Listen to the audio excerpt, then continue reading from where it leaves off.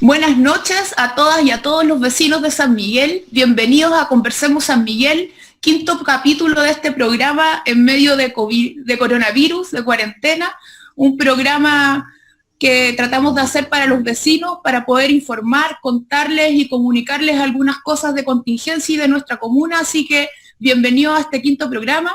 Hoy día les tenemos una invitada, Paula Sierra, médica, trabaja hoy día en el Hospital El Salvador. Bienvenida, Paula, muy bienvenida a este programa. Muchas gracias por estar aquí. Y antes de nada, feliz día también.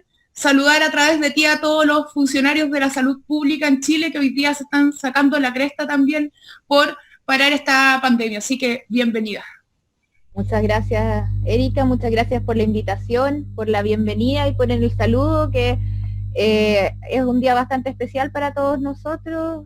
En otros años había sido un día de protesta, sobre todo para quienes somos bastante críticos del sistema de salud, y hoy es un día de conmemoración, pero también de mucha fuerza y arenga para todos los funcionarios de la salud, y en especial de la salud pública en Chile.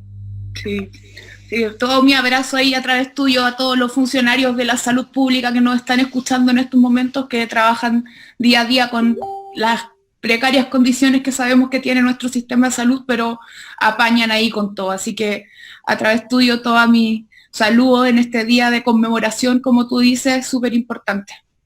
Paula, para entrar en materia, yo tengo una duda súper grande que quiero que nos comentes un poco primero. ¿Qué es un virus?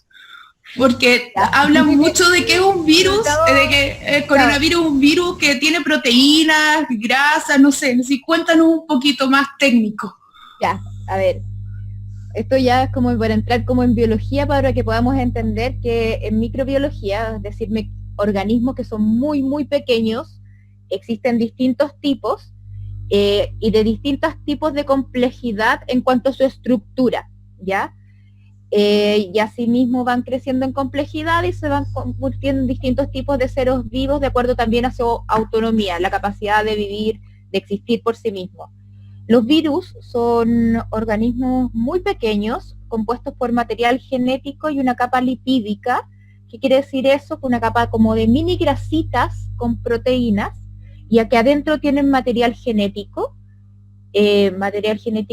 bastante más simple del cual nosotros tenemos como seres humanos, o incluso que tienen los animales y plantas, un material genético muy básico, pero que les da la capacidad de mutar, o sea, de cambiar durante el tiempo, y de que existan procesos de selección natural. Eso explica por qué aparecen virus nuevos. ¿Por qué estamos hablando hoy en día de un virus que es nuevo?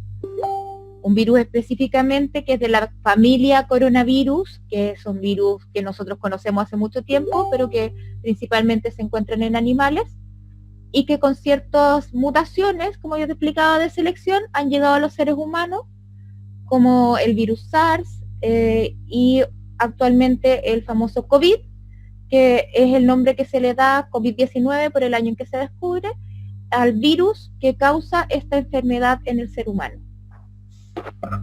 Ok, muchas gracias. Detalle. Sí, dale. Me llego a poner muy técnica, pregúntenme nomás, porque de repente uno se le escapan los tecnicismos y yo sé que ahí es como que quedan medios colgados. Voy a tratar de ser simple, pero al tiro párenme nomás, y que eso, así no tengo problema. Ya te cuento, dale, no, pero que para explicar un poco qué era el virus, que es un virus, sí, es necesario lo técnico, creo que sí, no, de repente claro, no. Ahí es. Oiga, Paula, cuéntame un poco, ¿cómo ves tú este escenario COVID? ¿Cuánto tiempo nos queda para enfrentarlos? ¿Pic, semanas?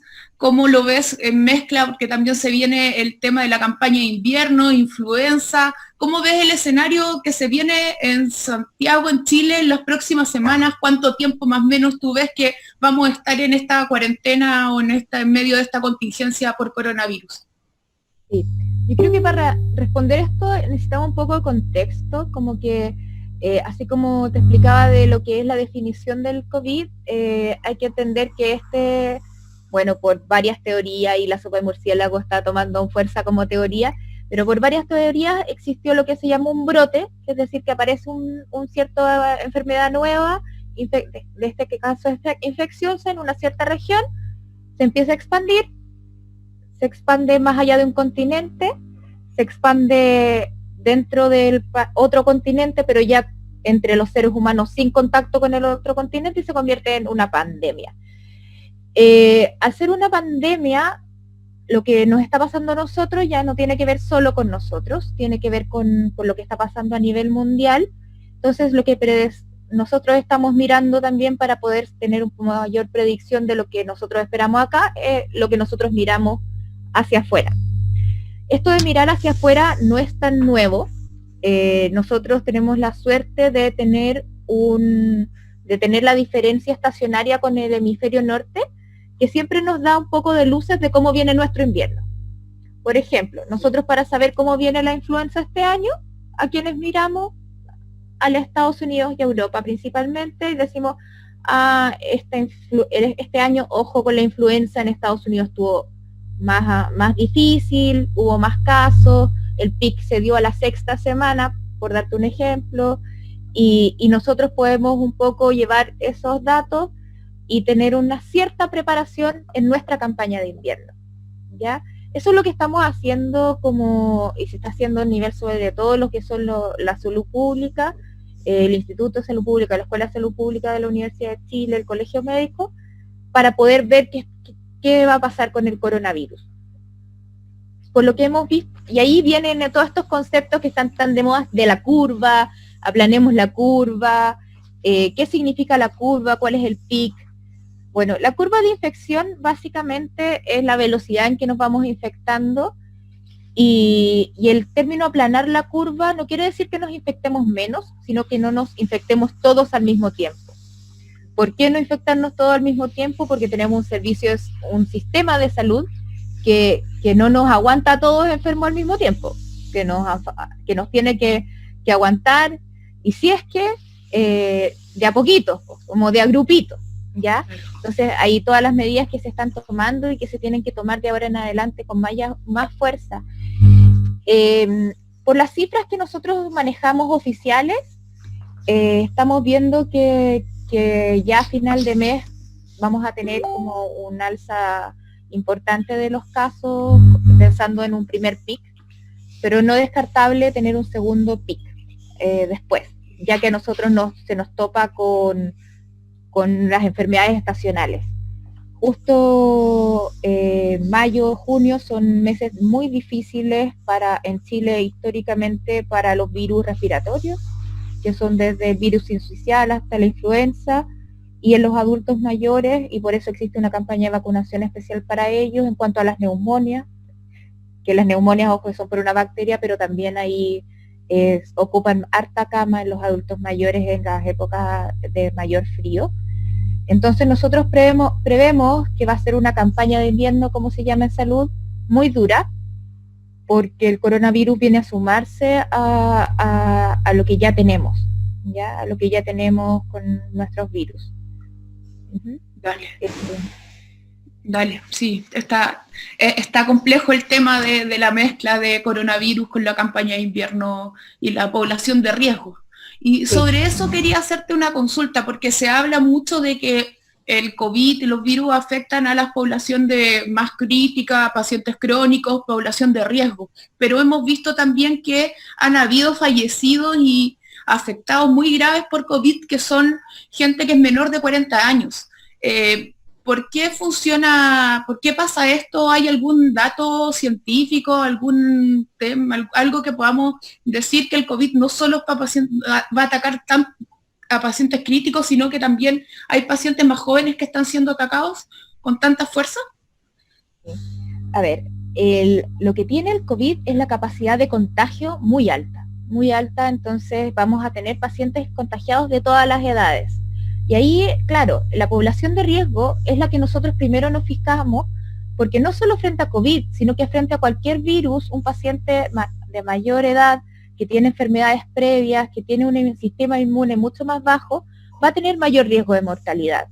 Incluso un virus que tenga baja mortalidad, el COVID no es un virus que tenga una gran mortalidad, pero que en estos pacientes esa mortalidad sube porque su cuerpo, su organismo no es lo suficientemente fuerte. Con un virus de alto contagio como es el COVID, vamos a tener personas infectadas de todas las edades y vamos a tener, y al subir el número de infectados, vamos a tener personas también graves que se escapan de la norma del factor de riesgo. Y eso se ha visto en otros países, se ha visto personas jóvenes lamentablemente fallecidas. En nuestro país ya tenemos un fallecido de 34 años, que son parte de, y además que en la comunidad médica, hay que pensar que este virus en la comunidad científica llegaba a poco rato, por eso no hay desarrollo aún de una vacuna. Recién hay muchos cursos sobre cómo interpretar, por ejemplo, un escáner de tórax de una persona con la neumonía del COVID, que ya tiene un patrón, y todo ha sido como un aprendizaje para toda la comunidad sanitaria, muy sobre marcha, y recién estábamos viendo de que al parecer no hay más de una cepa, son 3, y que hay algunas cepas que podrían ser más peligrosas para la población más joven, pero acá no hay tanta certeza. O sea, por eso el llamado es a cuidarse todos nos podemos infectar, no hay que confiarse, y así como todos podemos infectarnos nosotros, todos podemos infectar al del lado, y todos podemos hacer que el de al lado también, y acá viene el concepto de solidaridad sobre todo, que el de al lado esté en riesgo. Tal vez yo no tenga muchos síntomas, para mí tal vez sea un resfriado, pero ese resfriado tal vez para mi madre, para mi vecino, sea bastante más complejo de lo que yo creo. Claro. Saludar a los vecinas y vecinos que nos están escuchando, saludar a Alejandro Acevedo que nos está saludando, Georgina Gutiérrez, hola Georgina, ¿cómo estás? Rodrigo Andrés también nos saluda y nos hace una consulta también, que es muy buena pregunta. Pregunta, ¿cómo aislar a los contagiados? ¿Qué hago en la casa si tengo un contagiado? ¿Cómo la aíslo? Bueno, acá yo creo que hay un problema que deja expuesto una crisis sanitaria, que esto se convierte no solo en una crisis sanitaria, sino en una crisis social, en términos de que no siempre vamos a tener las mejores condiciones para tener aislada a una persona, y que cada uno se va a tener que adaptar a sus condiciones. De repente, nosotros como autoridad sanitaria, ya como médico uno pasa a ser autoridad sanitaria al darle una instrucción a un paciente, tiene que entender que ese paciente tiene condiciones de vivienda, tiene condiciones económicas, tiene condiciones varias, y dentro de ese contexto buscar las medidas de aislamiento. En genérico, las medidas de aislamiento, y digo en genérico porque yo sé que en muchos hogares no se pueden cumplir, es que la persona contagiada tenga una habitación separada, si es posible un baño separado, y si no es posible, que todos sus útiles de aseo sean individuales, así como sus útiles de comida, ¿ya? De no mezclar, y que el aseo de los mismos útiles de aseo o de su plato sea aparte.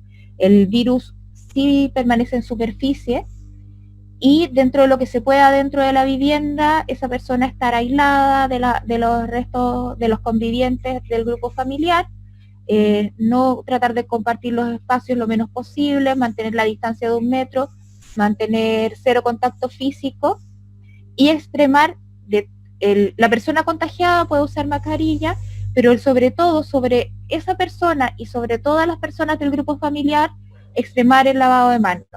Extremar el lavado de manos, porque este virus, al transmitirse por gotitas, que son las que uno estornuda y que son pequeñas gotitas, quedan en las superficies.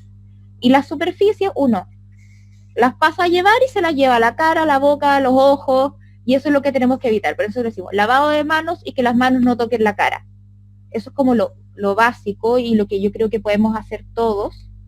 Y además, aunque no estemos seguros si hay una persona que está contagiada en la casa, es todo el grupo familia, todo el grupo hogar, todos los que vivan con él, quienes deben estar en cuarentena. Aunque no tengan examen positivo, se considera que todos pues están potencialmente infectados, y por ende pueden potencialmente infectar a otros. Así que si hay una persona contagiada en la casa, la convivencia se hace dentro del hogar, ¿ya? Ahí las ayudas comunitarias, bienvenidas sea, las juntas de vecinos, que podamos ayudarnos entre todos a mover mercadería, por si las personas enfermas necesitan cosas, porque así nos cuidamos entre todos y no exponemos a que la otra persona salga a contagiar a otros. ¿Ya? La persona contagiada y las personas que viven con ella están todos en cuarentena, y la cuarentena no es solo la cuarentena como oficial, es una cuarentena estricta, sin salir de la casa para ningún motivo, ¿ya? Interesante el tema de cómo podemos ayudarnos en comunidad, cómo generar redes con nuestros vecinos y poder apoyarnos un poco entre todos por lo que estamos viviendo. Así que ahí también los llamo a todos a poder saber qué pasa con el vecino al lado, a mantener contacto con sus organizaciones sociales, juntas de vecinos, y así tender redes entre todos para poder también cuidarnos entre todos, porque creo que eso es súper importante, cuidarnos entre todos. Así que creo es súper importante tener identificado a las personas que viven solas, poder preguntarles si necesitan algo, sobre todo si son de la tercera edad, no exponerlas, y asimismo esas personas no exponen al resto. Entonces yo creo que es el momento de más que nunca de hacer tejido social, de conocernos y de acompañarnos. Sí, súper necesario. Mira, aquí tenemos otra pregunta de Max Luco. Hola, ¿cómo está? Dice, doctora, ¿qué le parece el actuar del gobierno y del ministro frente a esta pandemia? Un poco introduciendo la próxima pregunta que yo te tenía. ¿Qué tiene que ver? Pucha, a mí me pasa que estoy bastante decepcionada y estoy bastante preocupada de lo que ha pasado con el gobierno. Si bien es cierto, han habido pequeños aciertos, han sido pequeños. Esto ha sido una comedia de equivocaciones y sobre todo de un nivel de autoritarismo y de falta de humildad gigante. Creo que el ministro Marlene no ha escuchado a los expertos, no ha escuchado a su propio comité asesor, no ha escuchado al colegio médico. Aplaudo que haya la creación de la mesa social donde existan organizaciones sociales y gremiales, pero no entiendo que un comité asesor y un comité técnico pida cuarentena total en región metropolitana y se termine sectorizando en las comunas más ricas del país. No lo logro entender. No logro entender que un ministro de salud ironice con un tema así, que hable de un virus buena persona, que hable con términos económicos cuando estamos hablando de vidas. Y no entiendo una priorización de agenda económica que se deja entrever cuando el ministro es de salud. Que le deje eso al ministro de Hacienda, al ministro de Economía, pero que el ministro de Salud vele por la salud de las personas y salud de lo define los OMS, salud física, mental y social. Y social. Claro. Entonces, a mí se me queda corto, es decepcionante. Creo que la cadena completa de la transparentación de datos ha sido insuficiente, nos falta información, nos falta con qué trabajar a nosotros. Creo que hay pocas medidas de protección para todos los funcionarios de salud. Creo que le quedó el poncho bastante grande. Sí, eso quería preguntarte. Tú trabajas en un hospital y sabemos, yo, por ejemplo, mi relación que tengo con los compañeros de la FENATS del Barros Luco es que hay mucha deficiencia de insumos. ¿Cómo está tu situación laboral? ¿Cómo está la situación? ¿Cómo se están cuidando ustedes mismos como funcionarios de salud pública? Es súper complejo porque se espera mucho de nosotros, pero se espera mucho de nosotros literalmente como si fuéramos soldados de guerra. Los artículos de protección personal son escasos en todo el sistema público. Eso, el Colegio Médico hizo una encuesta, está haciendo una encuesta semanal, y no es solo un problema de un hospital en particular, es un problema a nivel país, que se agudiza en regiones, donde los funcionarios de salud trabajan con miedo al contagio, con miedo a ser vectores y llevar el virus a sus propias familias. Entonces todo el estrés que significa trabajar en estas condiciones, tú le agregas un estresor aún mayor y un riesgo real de peligro, que es el no trabajar con las medidas necesarias. Necesitamos que el llamado a tener toda la protección de salud y de última tecnología, o sea, de lo mejor que pueda existir, sea para todos y que sea para todo el escafón del modelo de funcionamiento de salud. A mí me da mucha impotencia que a los médicos se nos entregue un tipo de mascarillas y al personal técnico o al personal de aseo incluso otro tipo, siendo que el personal de aseo muchas veces es más expuesto que uno, porque es quien justamente hace el aseo de donde estuvieron los pacientes contaminados. Creo que las condiciones de protección personal son para todo quien trabaje en el hospital, desde el director hasta para abajo. Entonces no podemos en esto crear escalafones, crear estructuras piramidales en cuanto estamos hablando de proteger vidas humanas. De nuevo, estamos poniendo estructuras económicas en un sistema que es de salud y que es de protección de vidas humanas. Creo que acá hay que ser bien firme. Todos los funcionarios de salud, no importa su rango, no importa su profesión, no importa su ocupación, tienen que ir seguros a trabajar.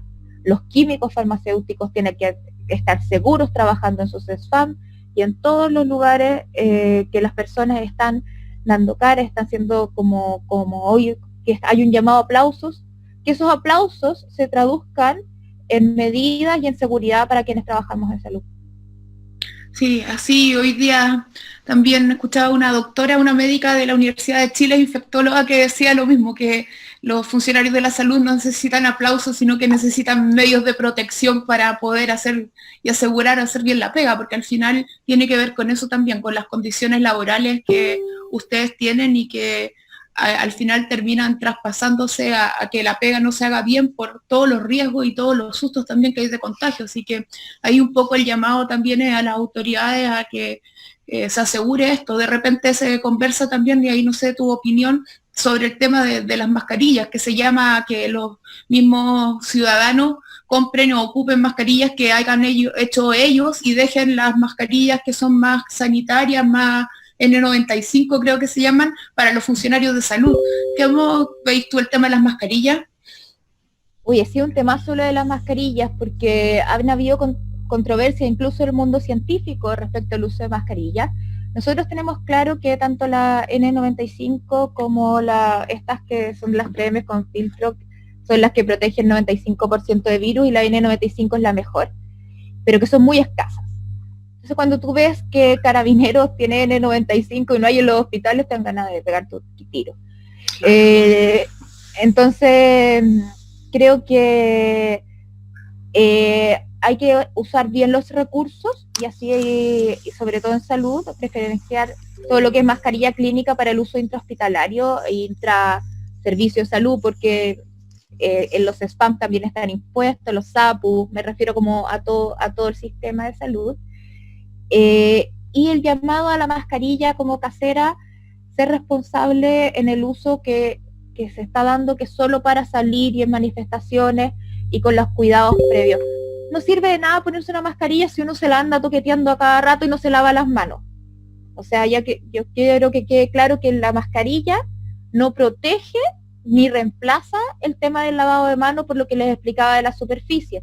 Si yo ando tocando superficie, no me lavo en la mano, y después me toco y me pongo y me saco la mascarilla, y me llevé las gotitas del virus igual. O sea, no tiene ni un sentido. Ya, lo mismo con los guantes. Los guantes, si los ando toqueteando por todas partes y después me los acerco a la mascarilla o a la cara, me llevé las gotitas del virus igual. ¿Ya? Entonces, el lavado de manos sigue siendo la primera medida de precaución, y el uso de mascarilla de tela solo para una protección respiratoria en ambientes abiertos con mucha gente. Y, insisto, también como tercera protección, porque la primera protección es no exponerse a esos ambientes. O sea, salvo que sea estrictamente necesario, no deberíamos ir a lugares muy llenos de gente, porque aunque tomemos las medidas, el riesgo nunca es cero. ¿Ya? Y respecto al uso profesional, Claro que sí, creo que las mascarillas más profesionales tienen que ser para las personas más expuestas, como te explicaba, no solo para los médicos, sino que para todo el personal de salud y hospitalario, ya que son las mascarillas que más protegen. Acá no hay un solo tema de lo que yo te decía de trabajar mejor, es protejamos a un recurso que es humano. Nosotros tenemos miedo a enfermarnos, no solo por el miedo de qué voy a hacer yo 3 semanas en cama o me puedo complicar, es que son 3 semanas en que yo no puedo aportar, que yo dejo al servicio público con un médico menos, con un médico, con una enfermera, con un técnico, con un auxiliar, con un kinesiólogo, con una químico farmacéutica, etcétera. Y personal que ya está entrenado, que ya está sobre la marcha, que va a quedar muy fuera de servicio, por decirte así, si se enferma muy pronto, si no tiene las medidas de protección básicas. Sí, muy cierto. Paula, agradecerte mucho, ya vamos a ir cerrando, se pasó el tiempo volando. Hoy volando, pero, sí. Sí, para ir ya terminando, pedirte unas palabras para los vecinos y vecinas de San Miguel en estos tiempos de coronavirus, algún consejo, algún llamado también que quieras hacerle, así que te dejo ahí para que les puedas entregar así un mensajito. Ya, bueno, antes que todo quiero mandarles como muchos cariños, son tiempos como muy difíciles para todos. Creo que es muy importante estar muy atento al otro. Es como cuando más tenemos que querernos y estar atentos, llamo a la solidaridad con el otro, a la comprensión dentro de las familias. La convivencia no es fácil en cuarentena. Creo que tenemos que aferrarnos al cariño que nos tenemos, a tolerarnos, a comprendernos y asimismo llevar eso a la comunidad, como yo les decía.